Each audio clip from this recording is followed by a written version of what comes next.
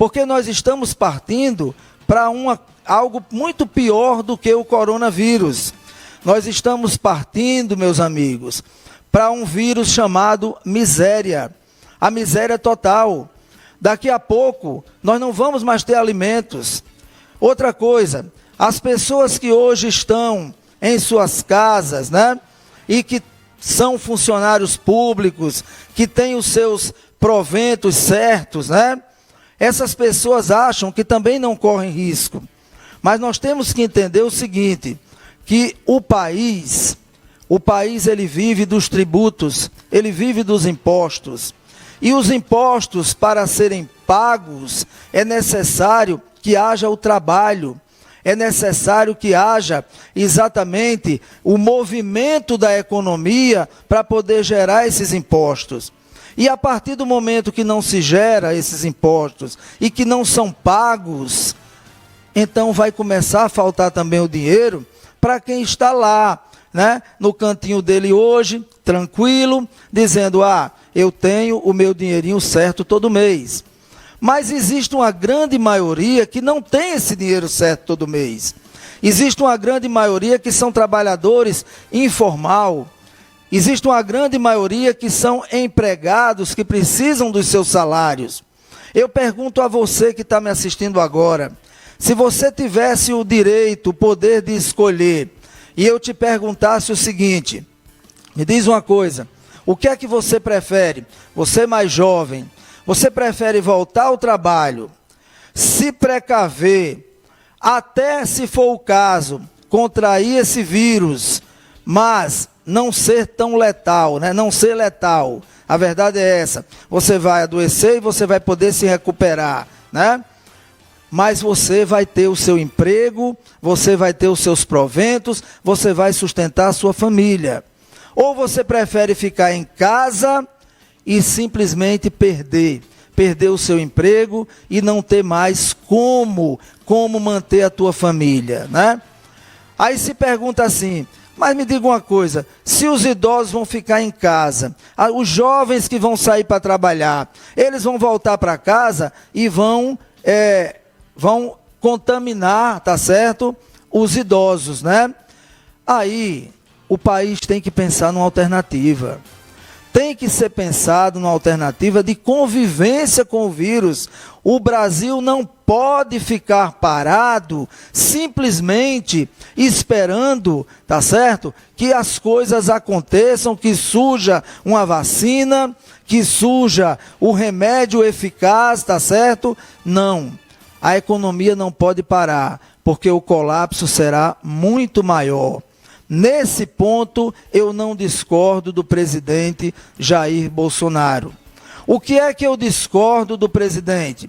Eu discordo quando o líder de uma nação, o homem mais importante do país, vai fazer um pronunciamento a nível nacional e fala de coisas pequenas. O presidente Jair Bolsonaro, ele ainda não compreendeu que ele não é mais um deputado. Ele não compreendeu que ele não pode estar se passando por picuinhas, por coisas irônicas, como ele chega a dizer num pronunciamento desse, tratando esta pandemia como uma gripezinha. Essa gripezinha não é uma gripezinha, é algo muito sério, tá certo? Ele não pode estar fazendo um pronunciamento nacional e colocando palavras como aquele doutorzinho de uma certa emissora que vocês conhecem. Isso não pega bem para um líder, para uma pessoa que está à frente de uma nação. Isso não cabe a um presidente da República. Isso eu discordo. Essa postura do presidente Jair Bolsonaro, eu repudio. Agora, o que ele está falando com relação à economia, com relação à volta do trabalho, mas claro, com precauções, tratando da maneira certa de como voltar, concordo que não deve haver aglomerações, não deve voltar jogos de futebol, juntando todo mundo, festas, isso ainda não. Mas o retorno gradativamente ao trabalho tem que acontecer. porque o colapso financeiro é inevitável. O Brasil não consegue suportar isso. E o próprio presidente dos Estados Unidos, o presidente Donald Trump, ele disse categoricamente, e eu estou falando aqui, gente, dos Estados Unidos, está aí, ó. Nós não podemos deixar que a cura seja pior do que o problema. Eu vou repetir, nós não podemos deixar que a cura seja pior do que o problema. Ou seja, os Estados Unidos, um país altamente capitalista, um país onde tem muita gente que tem dinheiro, está dizendo que não vai suportar ficar tanto tempo com tudo parado. O presidente disse, nós vamos tomar providências para que as coisas voltem ao normal gradativamente. O Brasil não pode se dar esse luxo. O Brasil não pode ficar desse jeito. Nós não podemos aceitar isso. E eu paro para pensar aqui, num dito popular, né? Uma história que me veio à cabeça agora, né? Não sei se vocês conhecem, acho que a grande maioria não, mas vamos aqui voltar no mundo do circo, né? Então imagina só, algumas pessoas estavam ali no circo e viram um elefante, aquele elefante imenso, né? Aquele animal forte, poderoso, preso a uma corda em um tocozinho no chão. E as pessoas olhavam e viam que o elefante estava ali, parado, aceitando aquela situação, preso àquela corda e àquele toco, tá certo? E ficaram admiradas. Como é que pode um animal desse, tão forte, tão imponente, aceitando isso? Basta que ele pegue aquela pata imensa dele, rebente aquela corda e vá embora livre. E foram perguntar ao dono do circo e também elogiar. Chegaram para o dono do circo e disseram, olha, parabéns ao senhor por adestrar tão bem esse animal, né? Esse elefante, porque a gente observa que ele tão grande, ele tão forte, preso a uma corda dessa, tão frágil, um toco, e ele simplesmente aceita e fica aí parado. E o dono do circo olhou e disse, não é bem assim que funciona. Na verdade, isso aí não se trata de adestrar, isso se trata, sim, de algo mental. O elefante, quando ele nasce, quando ele é pequenininho, ele nasce doido para correr, ele nasce doido para ter a liberdade. E aí a gente pega e amarra uma cordazinha na patinha dele e coloca no toco.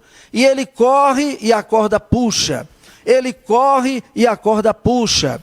Conforme ele vai crescendo, nós vamos aumentando a dimensão da corda. Nós vamos engrossando mais a corda. E ele vai crescendo e a gente aumentando a grossura da corda. E ele vai correndo e ele não consegue se libertar. Até que chega um momento que ele aceita. Chega um momento que ele entende que ele não é mais forte do que a corda. Que a corda é muito mais forte do que ele. E ele aceita. E ele fica ali, parado como ele está hoje, grande daquele jeito, mas na cabeça dele, ele acha que ele não é maior do que aquela corda. E ele aceitou e ele fica preso ali até que a gente vá lá e o tire de lá. Então, a mensagem que eu deixo aqui para nós brasileiros é que nós não deixemos que o vírus seja essa corda. Que a gente não deixe que o vírus seja maior do que a gente. Que a nossa força, que a nossa união, que a nossa determinação, que a nossa vontade de superar essa crise seja muito maior do que o vírus. Então, nesse momento, eu digo a você que está me assistindo, fique em casa, mas fique em casa pensando que daqui a pouco nós vamos ter que sair. Porque ficar em casa é fácil.